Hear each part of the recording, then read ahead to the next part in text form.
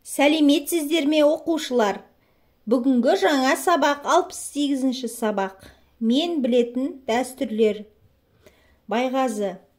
Байғазы деген қазақ дәстүрінде үлкеннің кішіге балаға беретін сыйлығы. Байғазыны балалар жаңа зат, киім алғанда сұрайды. Нартай бүгін де ерте тұрды. Күндегі дағдысымен беті қолын жуып келді. Үйге кірсе атасы мен әжесі шайға отырған екен. Қастарына барып жайғасты. Дәл сол кезде есік ашылды. Өткенде тұсауы кесілген Ержан мен оның ағасы Ермек кірді. «Ассалаумағалейкум» деп сәлем берді Ермек. «Уағалейкум ассалам, сәлемші болсаң төрге шық», деді Нартайдың атасы. Яғни Нартай атасы мен әжесімен бірге таңғы шайларын ішіп отырады. Әжесінің ыстық бауырсағы мен қою шайын ішіп, үшеуі отырады. Сол шай ішіп, әжесінің тәттісін жеп отырғанда бір кезде есік ашылады.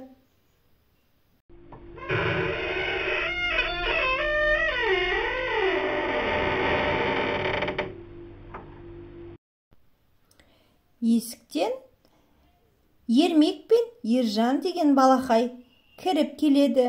Ержан деген өткенде жақында тұсауы кесілген кішкентай балақай еді.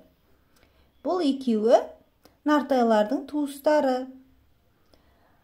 Ермек «Ассалаумағалейкум ата» деп сәлем береді. «Уағалейкум ассалам. Келіңдер, төрге шығыңдар, шай ішіңдер» дейді атасы. Сөйтіп олар дастарханда бірге шай ішеді.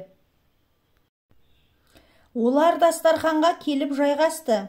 Әжесі ағайынды екеуіне шай құйып берді.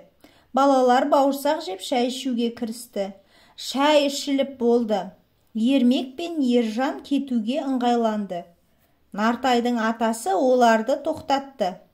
Әжесі, мына балалар жаңа киім киіп келіпті ғой. Байғазы бересің бе деді.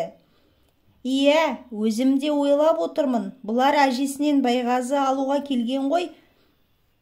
Әжесі дастарханды жиып түпкі үйге кіріп кетті. Кішкене бөгеліп қайта шықты. Ермек пен Ержан дастарханға келіп отырады. Әжесі оларға шай құйып береді. Балалар бауырсақ жейді, шай ішеді, әңгіме айтып отырады. Бір кезде шай ішіп болады. Ермек пен Ержан кетеміз, қайтамыз дейді. Сол кезде Нартайдың атасы айтады: тоқтай тұрыңдар. Әжесі, мына балалар жаңа киім киіп келіпті ғой. Қарашы, байғазы бересің бе? Байғазы беру керек қой дейді. Сол кезде әжесі айтады: иә, өзім де байқадым.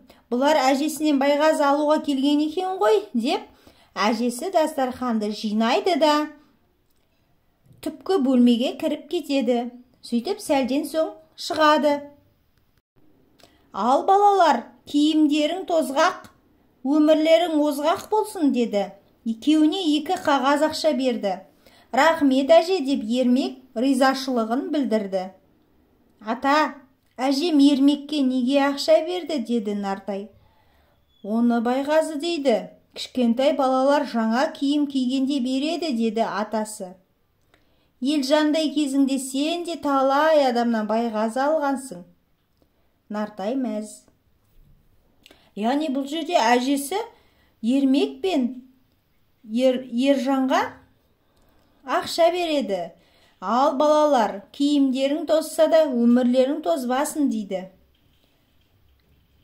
Екеуіне қағаз ақша береді.